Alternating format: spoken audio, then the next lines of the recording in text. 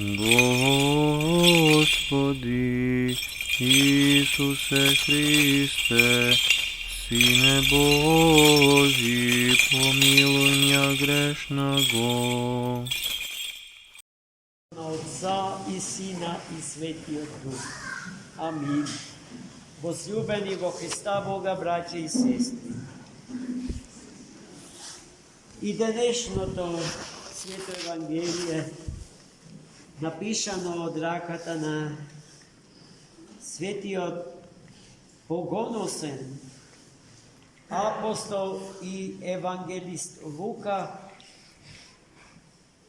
не соочува со бројни прашања и проблеми од нашиот секојдневен живот. И се разбира прашањата со кои што се бави евангелистот, трудејќи се да го запише секој збор изговорен од устата Христова, на таа тема има за цел да ни ги дадат толку бараните, толку очекуваните одговори за толку за тие прашања и проблеми во нашиот живот. Во денешното Свето Евангелие Христос ништо не ни кажува со јазикот на прикази. Туку станува збор за еден конкретен настан, за една случка, која што со самото тоа што се случила во рамките на просторот и времето на овој свет, можеме да ја наречиме историска, реална случка. И тоа повторно во домот Божи, во синагогата, во која што Христос веќе често доаѓал, навраќал, ги читал светите книги и ги толкувал. А толкувањата што ги давал Христос биле воодушевувачки и за најучените, најумните теолози на неговото време.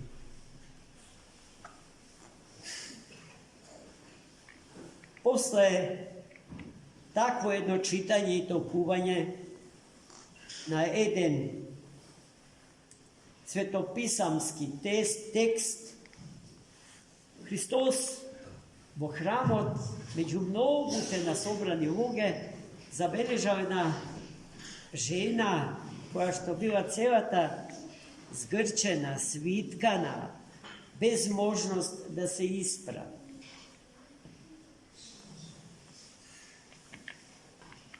Потоа Христос, а ние преку него дознаваме дека таа цели 18 години се борела со таа своја болест, но никако да ја победи, да ја залечи. Во меѓувреме, таа редовно доаѓала во синагогата, но свештениците кои што биле задолжени за богослужбениот живот во светилиштето, не можеле да и помогнат. Знаејќи го сето тоа, Христос и пристапи и кажа дека се ослободува од незината болест, од јаренот, од робството кон таа болест. И сето тоа можеби не ке беше чудно за сите, ако тоа исцелување не се случеше во саботен ден. Фактот дека Христос, таа немокна жена, врзана од биеси, како што подоцна ке дознаеме,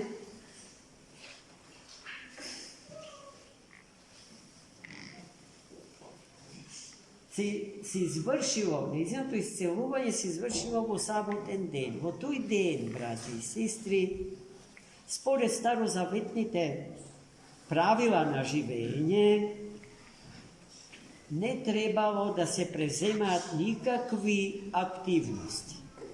Дури се броеле и чекорите што еден човек во тој ден може да ги направи. Тој закон бил строг, иако не наоѓаме во него никаква посебна смисла, но членовите на старозаветната еврејска заедница се труделе да се придржуваат кон тие правила, но не секогаш и не сите.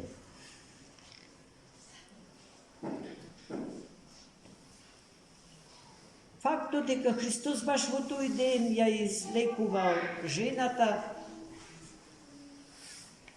свештениците при храмот го искористиле да го обвинат за непочитување на старозаветните закони и правила на живење според јудаизмот.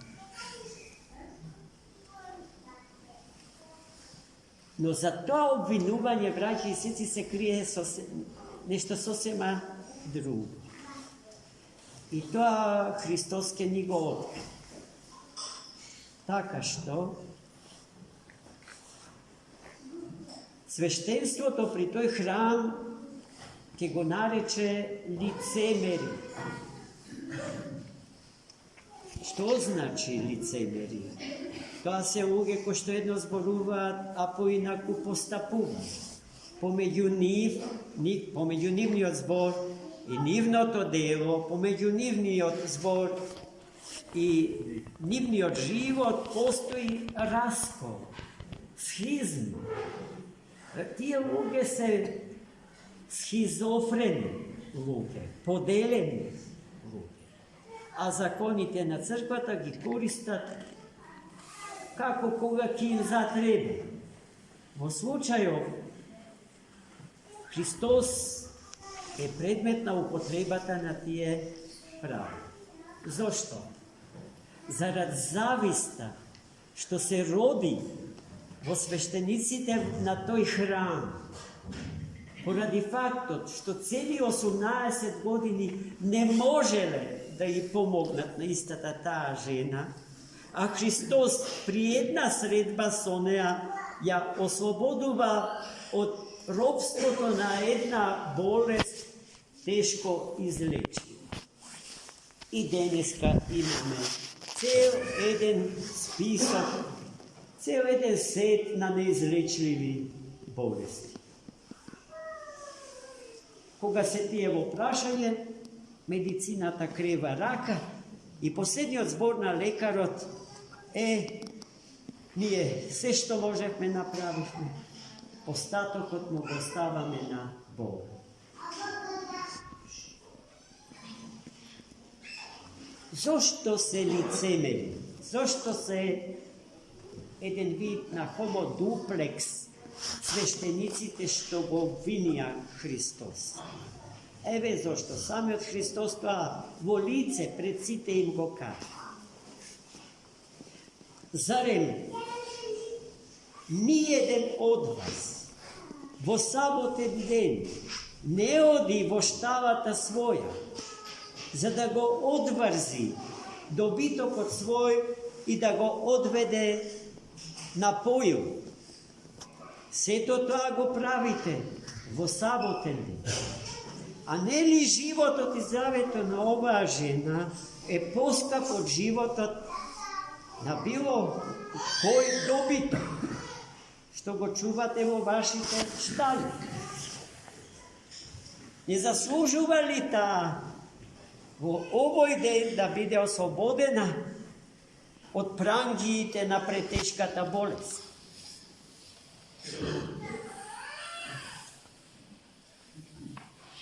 Тука потоа, браќи и сестри, се поставува и прашањето за време. Например, времето како создадена категорија, како еден дел или своевиден простор во кој што е времен светот во кој што живееме. Дали е категорија создадена за човекот да служи или таа е создадена за да му служи на човек? Во нашите глави честопати се бориме со прашањето. Денес е голем празник. Дали смеам да работам ова, она, или не смеам да работам ништо? Оние што сметаат дека ништо не треба да работат, грешат, јасно. Еве Христос во сабота излекува болна жена.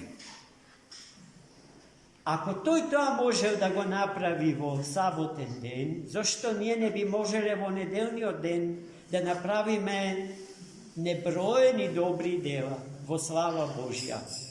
Во тој ден да им подаваме рака на сите браќа и сестри наши што страдаат, да нахраниме гладни, да обујаме боси, да облечеме голи, да ги снабдиме со лекови оние што лекови немаат, а без нив не можа, да ги посетиме затворените, да ги посетиме болните, да примиме странци, тугинци, да ги нахраниме.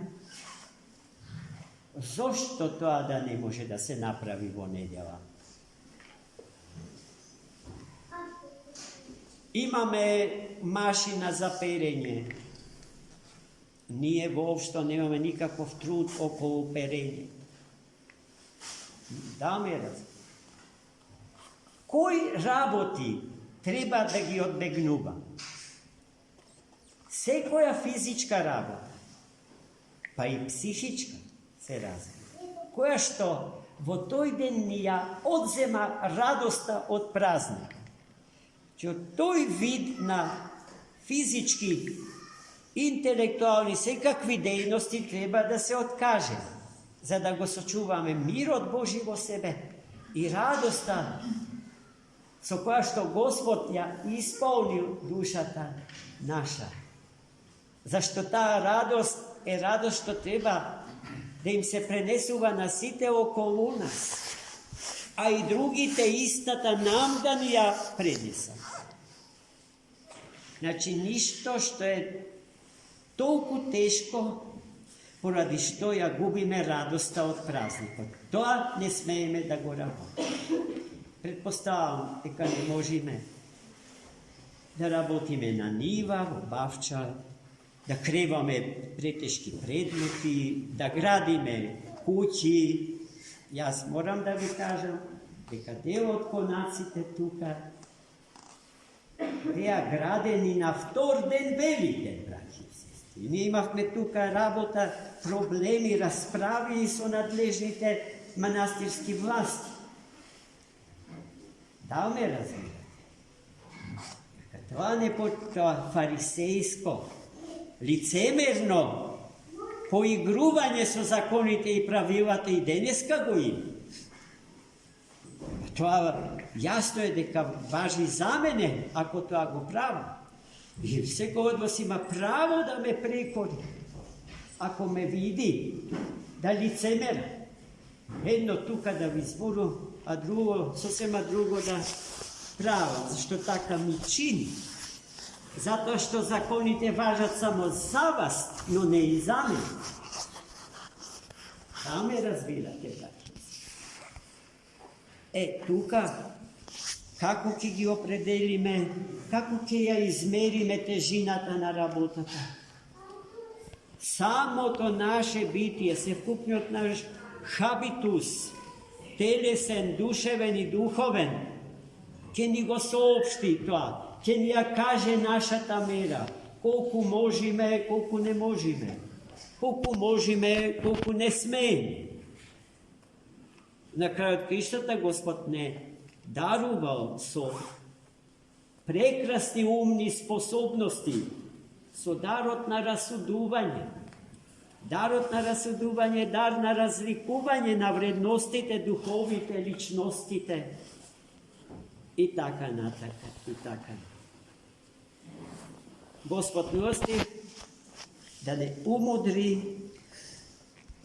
da ne ispolni so ljubov i so dobrina i so vistinu.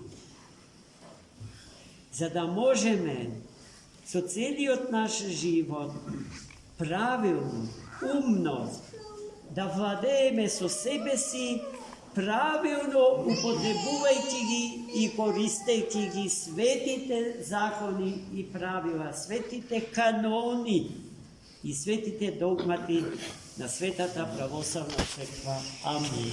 Za mnom.